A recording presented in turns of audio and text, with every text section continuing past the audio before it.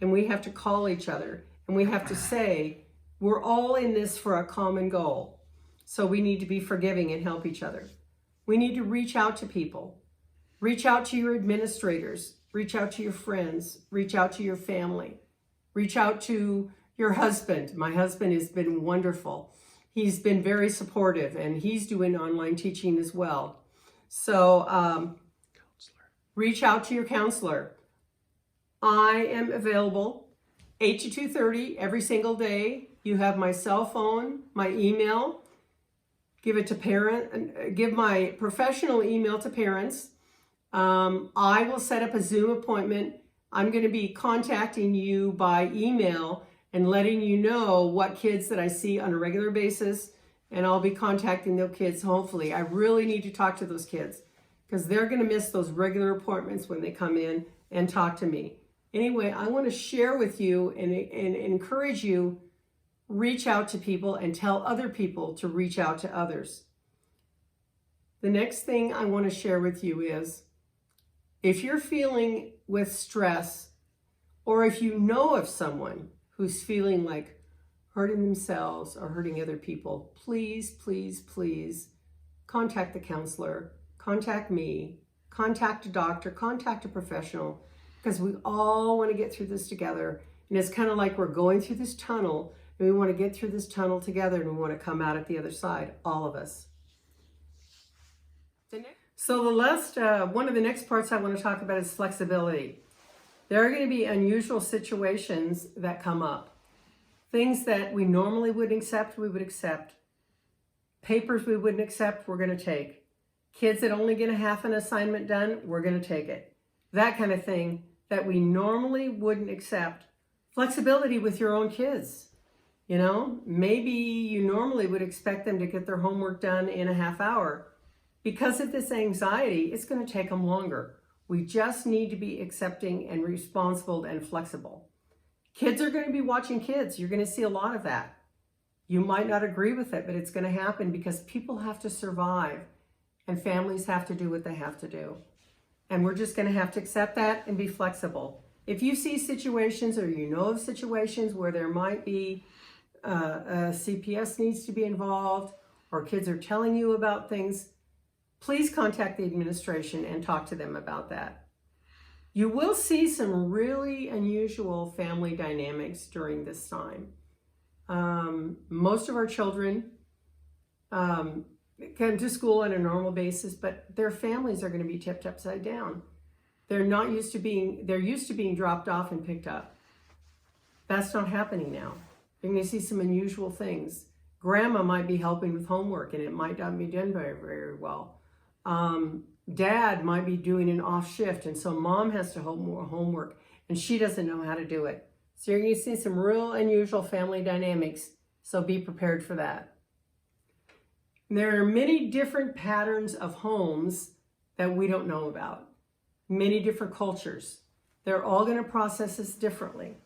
One of the things I know, having gone through some crisis with children, is everybody processes it differently. Some kids are going to do really well. Some kids are going to fall apart. Some kids are going to come out the other end going, oh, this is the greatest thing that ever happened. You know, so there are going to be different changes. Understand that families are going to do what they need to do. And understand that you need to accept whatever they bring you. It might not be what you want. It might not be as good as the other kids, but you just need to accept it. We'll all get through it together. Here's 2 things that we need to remind our kids. They are safe and they are loved. They are safe and that they are loved. And that's what we can say to our kids. Another piece we need to remember, we need to look to our administrators. They've done a fabulous job helping us put this thing together. Call them, talk to them, ask them for advice.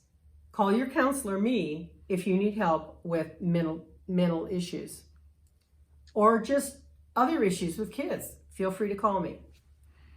And here's another one, and that is we need to embrace changes. Embrace changes by school planning, by teaching, by family structure. Embrace them. It's going to be happening. parents and job situations. Everything is going to be different. And so we just need to embrace it and accept it. And we need to remember that not all students are going to react and have the emotions that you would hope them to have. Some are going to do well, some are not going to do so well. So, how can I help myself? Well, first of all, you just need to be really calm. Just keep calm. You need to provide an emotional connection to kids. And I'll be talking to you in a couple of days about that. But what I mean is your voice, your eyes, continuity. Hi guys, this is Miss Mazzara, and here we are on a Tuesday. You know, we're doing math again together. They need that routine. Kids need that routine. They need to hear your voice. They need to see your eyes. That's really, really important in helping kids emotionally. Another one is provide factual information. Don't don't under. Just give them factual information. Answer their questions. And I think I sent in a video. Is how do we talk to kids about COVID-19? There's lots of terms. There's lots of things they haven't heard. They're seeing crazy people run around with masks and pictures on TV. We need to just give them information and say, well, that's what's happening, and that's how they're handling the situation. You need to be confident. You need to provide guidance. And we obviously need to diffuse frustrated parents. Parents are going to do the best they can, but they're going to be frazzled. Absolutely, they're carrying many hats. And so we need to work as hard as we can to help the parents and also colleagues as well. Kids are going to have a hard time comprehending what's going on. I'm having a hard time comprehending. Think about what children are thinking. And the next thing we need to do is we need to remember that when you're doing online instruction, you need to repeat, and repeat. And why do I say that? Because their brains are not able to process and comprehend like they normally would. You might show them a problem, and you might have to show it to them 2 or 3 times before they get it because their brain chemistry is off. So what are some of the realities that we're facing? Well, realities, we might have some sick kids. We might have some COVID-19 colleagues. We might become sick. We might have to be quarantined. I just got a phone call from a friend, a good friend, who said, I was working, I got this from a friend, I got COVID-19 now, I'm in isolation. Never planned on that. That was a reality.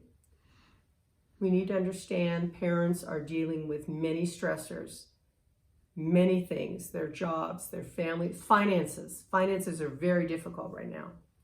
This is very uncharted territory for everyone. And understand that people don't have answers. So you might ask questions and they don't have an answer. So we need to provide safety and structure and routine and success. Success for kids. Tell them when they're doing really well. If you correct an assignment, show them that they did really well. Tell them right up front. And finally, what I want to say is one of the biggest stressors that we're going to have is getting through this thing from the beginning to the end. Now, it's really easy to do something for a week, but it's the long term that's going to become difficult. You know, I can do this for 2 or 3 days. And I was talking to another friend of mine who said, yeah, my kids are okay. It's all new and I'm out of school and they're really excited about that. But come 3 weeks from now, they still aren't seeing their friends. They're still not back in their classrooms. That's going to be difficult. And if you want to combat social isolation, that's going to be one of the things that you're going to have to do for anxiety. And friends, here are some things that I would suggest. I have some Play-Doh. Get some Play-Doh. You can make Play-Doh. Just use it. It's really good. I have some stress balls here. Use these stress balls day in and day out. Use stress balls. I have a drawing pad with a picture that I drew this morning, you know? Get out your markers. Get out your markers. Do some painting. All of those things provide creativity. Here's a really good thing I use. I call it my bed buddy. I can throw it in the microwave, it heats up, and then I can put it on my neck and it's oh so relaxing. Those are all really good things to help you. I have a deck of cards. Play card games by yourself because you're going to be isolated. Play card games by yourself. I have a coloring book. Do some coloring. It's just great. Just do some coloring.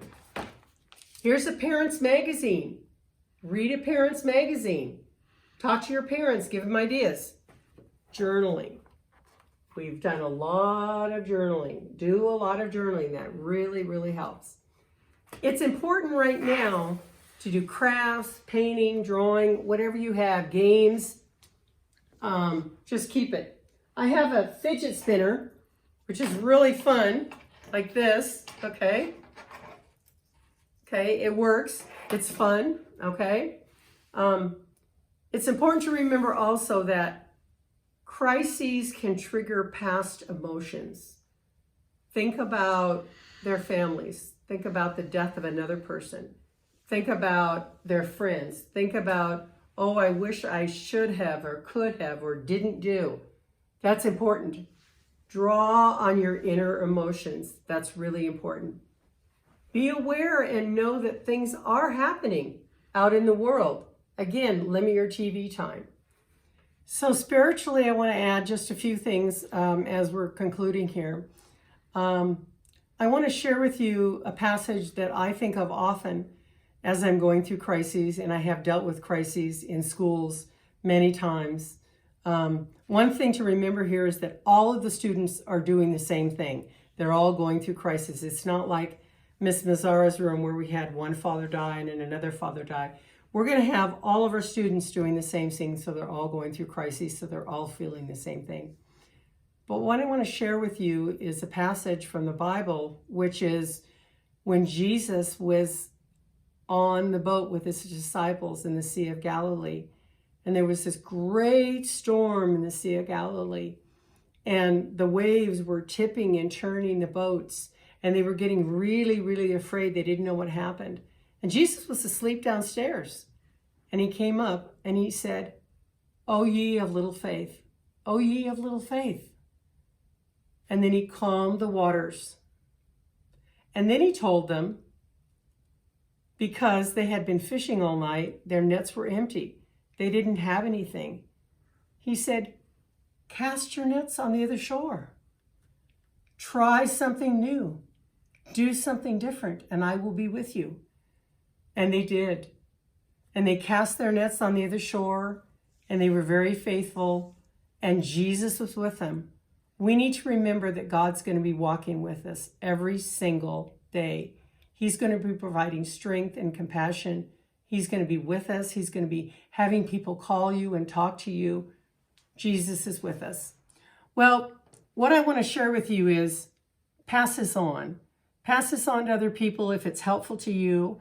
I'm available by phone. I'm available by email. I'm available by Zoom. I'm taking Zoom appointments. Stay healthy and well. Talk to you in a few days. Bye-bye.